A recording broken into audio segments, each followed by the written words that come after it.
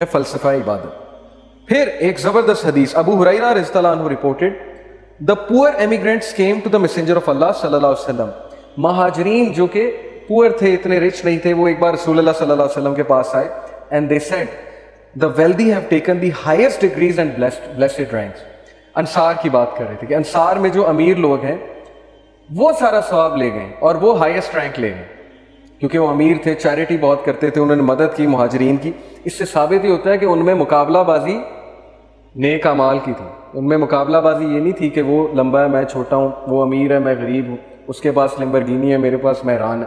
ان کی مقابلہ بازی یہ تھی کہ وہ زیادہ اعمال کر رہے ہیں, وہ تو سبقت لے گئے, تو ہم تو سبقت لے جانے والے ہیں ہی نہیں. اللہ نے تو السابقون کی تعریف کی ہے, ہم تو السابقون ہیں ہی نہیں. تو پروفٹ صلی اللہ علیہ وسلم said how is that, انہوں نے پوچھا ذرا پتا تو کریں کہ یہ کیسے آپ کہہ رہے ہیں یہ بات. They said they pray as we pray, they fast as we fast, they give in charity, but we do not have charity to give. They free slaves and we have none to free.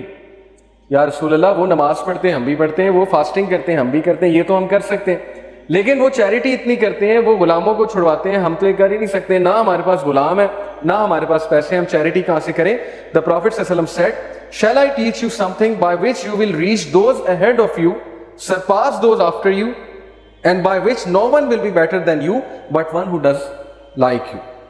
کیا میں تمہیں وہ عمل نہ بتاؤں کہ تم ان سے بھی آگے نکل جاؤ یا ان کے برابر ہو جاؤ, ان کو سرپاس کر جاؤ. وہ عمل کیا ہے؟ They said of course یا رسول اللہ بتائیے. The Prophet صلی اللہ علیہ وسلم said, glorify and exalt and praise Allah 33 times after every prayer. Glorify Allah, Subhan Allah. Exalt Allah, Allahu Akbar, and praise Allah, Alhamdulillah. سبحان اللہ, الحمدللہ, اللہ اکبر 33 بار جو ہر نماز کے بعد پڑھے گا, اور آخری بار لا الہ الا اللہ وحدہ لا شریک لہ لہ الملک و لہ الحمد وہو علی کل شیء قدیر, تو وہ رتبہ پا جائے گا اس شخص جیسا جو چیریٹی بھی کرتا ہے, غلاموں کو آزاد بھی کرتا ہے. تو دیکھیے اسلام میں ذکر کی اور اسلام میں اللہ تعالیٰ کی حمد بیان کرنے کا کتنی فضیلت ہے.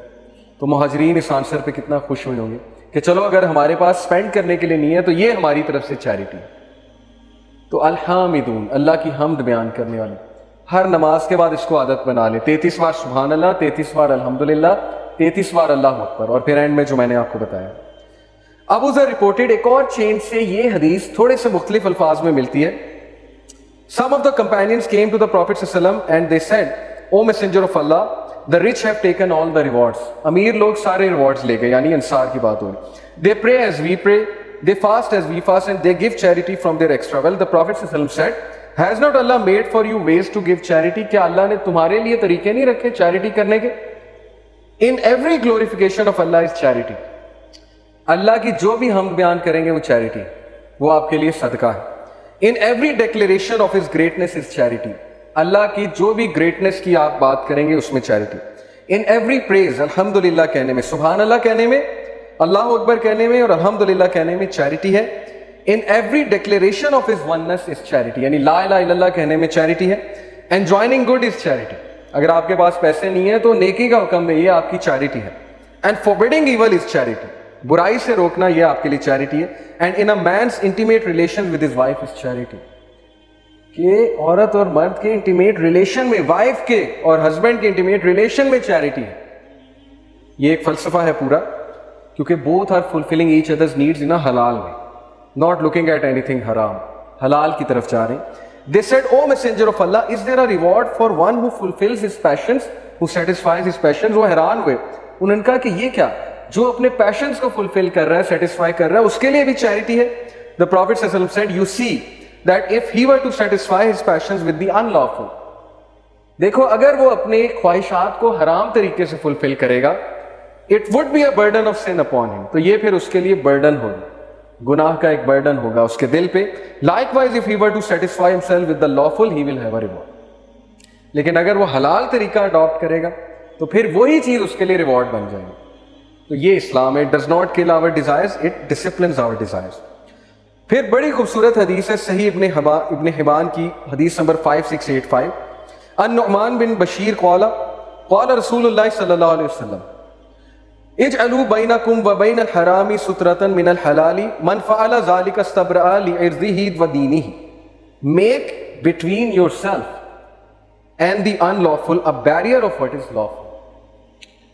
اپنے درمیان اور ان لافل چیزوں کے درمیان. ایک جگہ آپ ہیں, جیسے آپ کو پکچر میں نظر آ رہا ہے, باڑ لگی ہوئی ہے, اس سائڈ پہ حرام ہے, اس سائڈ پہ حلال ہے. تو اپنے درمیان ایک باڑ لگا لو, حرام سے بیریئر لے آؤ, اپنے آپ کو محفوظ رکھو. جس بندے نے ایکسپوز کیا ہوا اپنے آپ کو دن رات حرام سے, تو وہ تو پھر گیا. باڑ لگانے سے کیا مراد ہے کہ بھائی جن چیزوں کی وجہ سے تم حرام کی طرف جا رہے ہو ان کو اوائڈ کرو, بیچ میں ایک باڑ لگاؤ. Whoever does so will clear himself in regard to his honor and his religion. جو کوئی بھی ایسا کرے گا وہ اپنے آنر کو بھی بچا لے گا, اپنے دین کو بھی بچا لے گا.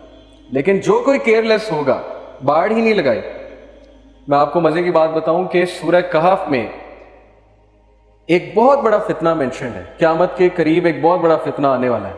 کیا ہے وہ فتنہ؟ سورہ کہف میں مینشن ہے, یاجوج ماجوج. اب اللہ نے کسی بھی بلڈنگ کی کنسٹرکشن اتنی ڈیٹیل میں نہیں بتائی, ایون کعبہ کی کنسٹرکشن اتنی ڈیٹیل میں نہیں ہے قرآن میں جتنی یاجوج ماجوج کی دیوار. کیا کہا اللہ نے کہ ذوالقرنین علیہ السلام نے کہا کہ جاؤ لوہا لے کر آؤ, تانبا لے کر آؤ, کاپر لے کر آؤ, آئرن لے کر آؤ. پھر پورا طریقہ بتایا کہ کس طرح انہوں نے بنائی وہ دیوار. کیوں بتا رہے ہیں اللہ تعالیٰ؟ اس میں علماء نے ایک بڑا زبردست نقطہ بیان کیا. انہوں نے کہا ہے جتنا بڑا فتنہ اتنی زیادہ پریپریشن, اتنی بڑی دیوار. سمجھ آ رہی ہے آپ کو؟ یاجوج ماجوج سے بچنا ہے تو عام دیوار نہیں بنے گی, کنکریٹ کی دیوار نہیں ہے. کاپر اور آئرن, آپ کی سوچ ہے یہ کیا مکسچر ہوتا ہے, یہ پورا الوائے ہے. تو ہم کیسے حفاظت کرتے ہیں اپنی آپ کے سامنے؟ ہم نے اپنے آپ کو کھلا چھوڑا ہوا, ہم نے اپنی نظر کو کھلا چھوڑا ہوا. پھر بعد میں ہم کہتے ہیں ہم حرام میں پڑ گئے, بعد میں ہم کہتے ہیں ہم سے گناہ ہو گئے. تو جتنا بڑا فتنہ اتنی بڑی حفاظت, اتنی بڑی وال آگے لگے گی. تو اس وال کو بنائیں. whoever does so وہ آنر کو بھی بچا لے گا, اپنے دین کو بھی بچا لے گا. a shepherd who grazes near the side of a sanctum will nearly fall into it. کتنی خوبصورت بات ہے کہ وہ شیفرڈ جو اپنی بکریوں کو یا خود اس جگہ پھر رہا ہے جو باؤنڈری کے قریب ہے, تو کبھی نہ کبھی وہ باؤنڈری سے دوسری سائڈ پہ چلا جائے. تو باؤنڈری پہ نہ رہو, دور رہو. ہم باؤنڈری پہ رہیں گے تو کبھی نہ کبھی ہمارا دل کرے گا کہ نہیں, let's go into it, let's fall into it. یہی وجہ ہے ہم گناہوں کی طرف جاتے ہیں, کیونکہ ہم باؤنڈری پہ رہتے ہیں, اور وہ بھی ہم احسان جتلاتے ہیں باؤنڈری پہ رہ کے اللہ پہ کہ میں بہت بڑا کام کر رہا ہوں. Verily every king has a sanctum and the sanctum of Allah is his prohibition. ہر بادشاہ کا ایک سینکٹم, ایک سینکٹیٹی ہے, اور اللہ تعالیٰ سبحانہ و تعالیٰ کا سینکٹم کیا ہے؟ اس کی حدود جو اس نے آپ کے لیے ڈیفائن کر دی اور آپ نے فالو کرنے. وَلَا تَقْرَبُوا الزِّنَا, زنا کے قریب بھی نہ جاؤ. اللہ کی سینکٹیٹی ہے, اللہ تعالیٰ کی باؤنڈری ہے. قریب نہ جانے سے مراد یہی ہے کہ وہ حرکتیں ہی نہ کرو, وہ چیزوں کی طرف ہی مت جاؤ جو الٹیمیٹلی تمہیں ادھر لے کر جائیں گے. ہیومن نیچر ہے, انسان پھسلتا ہے. تو یہ حدیث بہت ہی زبردست حدیث ہے with regards to acting on the حدود اللہ. جو کوئی اللہ کی حدود کو بہت سیریس لے گا, بچ کر زندگی گزارے گا. جیسے میں امریکن کمپنی میں جب کام کرتا تھا, ہماری ٹریننگ ہوئی, مینجمنٹ ٹریننگ, اس میں ہمیں ایک فلاسفی پڑھائی انہوں نے, زیرو انسیڈنٹ فلاسفی. وہ فلاسفی پڑھ کے میں حیران رہ گیا کہ دیکھیں یہ ریئل لائف میں کتنے کیئرفل ہوتے ہیں گورے. وہ فلاسفی یہ تھی, زیرو انسیڈنٹ فلاسفی, کہ آپ سب ورکرز نے جو بھی ٹریننگ وہاں پہ لے رہے تھے, آپ نے جیسے ہی ایکسیڈنٹ کا چانس بھی دیکھنا ہے آپ نے اسے رپورٹ کرنا. اور مزہ خیز طریقے سے وہاں رپورٹنگ ہوتی تھی, لیکن وہ کرتے تھے. مثال کے طور پہ اب میں جہاں پہ کام کرتا تھا وہاں پہ ویلڈنگ بھی ہوتی تھی, وہاں پہ کنکریٹ بھی ہوتی تھی, وہاں پہ میٹل کے پیسز بھی گرتے تھے, وہاں پہ پانی سپل ہوا ہوتا تھا, کیچڑ ہوتی تھی, فیلڈ ایریا تھا. تو گورے اتنے کیئرفل ہیں ایکسیڈنٹس کے بارے میں, زیرو انسیڈنٹ فلاسفی کے اتنے قائل ہیں کہ تھوڑی سی کیچڑ ہوتی تھی وہ اس کو بیریکیڈ کر دیتے چاروں طرف سے کہ کوئی اندر ہی نہ جائے, کیونکہ کل کو اندر جائے گا, پھسلے گا, گرے گا, ٹانگ ٹوٹے گی, کل کو مسئلہ ہوگا, ہمارے لیے مسئلہ ہوگا. تھوڑی سی ہوا چلی, طوفان نہیں آیا, تھوڑی سی ہوا چلی, سارا کام روکتی, کیونکہ وہ اونچی اونچی کرینز ہوتی ہیں, آپ کو پتہ ہے, بومز ہوتے ہیں اونچے اونچے. تو وہ کرین طوفان میں اگر چل رہی ہے, اس کو لوور نہیں کیا تو وہ ہل کے پتہ نہیں ایکسیڈنٹ ہو جائے گا. ابھی ایکسیڈنٹ ہوا نہیں, تھوڑی سی ہوا چلی, کام روک دیا کہ نہیں. تو جب وہ کریں تو وہ انٹیلیجنس ہے. اور جب اسلام کہے کہ قریب بھی نہیں جانا تو ہم اعتراض کرتے ہیں کہ یہ کیا, اسلام میں ہر چیز حرام ہے, یہ بھی حرام ہے, وہ بھی حرام ہے. وہ اپنے لیے اتنی چیزیں حرام کر لیتے ہیں سکسیڈ کرنے کے لیے, ڈیفرڈ گریٹیفائڈ پیٹرن لگاتے ہیں, گریٹیفیکیشنز کو ڈیفر کرتے ہیں تاکہ میں سکسیڈ کروں. لیکن وہی چیز جب اسلام کہتا ہے تو ہم اللہ پہ اعتراض کرتے ہیں, ہم کہتے ہیں یہ کیا, ہر چیز حرام ہے دین. تو اسلام سے بڑا زیرو انسیڈنٹ فلسفی کا اور کون قائل ہے کہ بھائی وہ چانس ہی نہ دو جس سے ایکسیڈنٹ ہو. سیدھی سی بات. تو حدود اللہ کو پامال کرنا وہ ہمارے لیے ہی مصیبت بنے گا, وہ ہمارے لیے ہی مسئلہ بنے گا, اور حدود اللہ کو فالو کرنا وہ ہمارے لیے بینیفیشل ہوگا. اور لاسٹ حدیث انشاءاللہ اس کے بعد مغرب پڑھتے ہیں. The messenger of Allah صلی اللہ علیہ وسلم said, whoever seeks the pleasure of Allah by the displeasure of people, Allah will suffice him against the people. جو کوئی لوگوں کی ناراضگی مول لے کے اللہ کو راضی کر لیتا ہے تو اللہ تعالیٰ لوگوں کے ایجنڈوں سے, لوگوں کے ان سے میکنیشن سے, ان کی سازشوں سے اس کو بچاتا بھی ہے, اور عنقریب اللہ لوگوں کو بھی اس سے خوش کر دیتا ہے. لیکن whoever seeks the pleasure of people by the displeasure of Allah, Allah will leave him to the patronage of people. پھر اللہ اسے کہتا ہے کہ اب تم اور لوگ جانو, تم نے لوگوں کو پلیز کرنا ہے مجھے چھوڑ کے, تو پھر ٹھیک ہے اب تم خود ہی اپنے مسئلے حل کرو. اور ایسا ہی ہوتا ہے کہ ہم لوگوں کو پلیز کرتے ہیں اللہ کو ڈسپلیز کر کے. لوگ حرام کہتے ہیں, ہم کہتے ہیں ہم بھی کریں گے. لوگ حرام کو فالو کرتے ہیں, ہم کہتے ہیں چلو کوئی بات نہیں, اللہ نے کچھ اور کہا, اٹس اوکے, ہم لوگوں کو فالو کریں گے. تو پیئر پریشر بہت بڑی چیز ہے, بہت مسئلہ ہے پیئر پریشر ہماری جنریشن کا, کیونکہ we just want to be known. ہمیں ایک خواہش ہوتی ہے کہ میرا بھی ایک نام ہو, میں بھی کوئی کام کروں. اس کے لیے پھر ہم بہت سے حرام کام کرتے ہیں, اس کے لیے پھر ہم بہت سی چیزیں کرتے ہیں, اور وہ چیزیں الٹیمیٹلی ہمیں حرام کی طرف لے جاتی ہیں.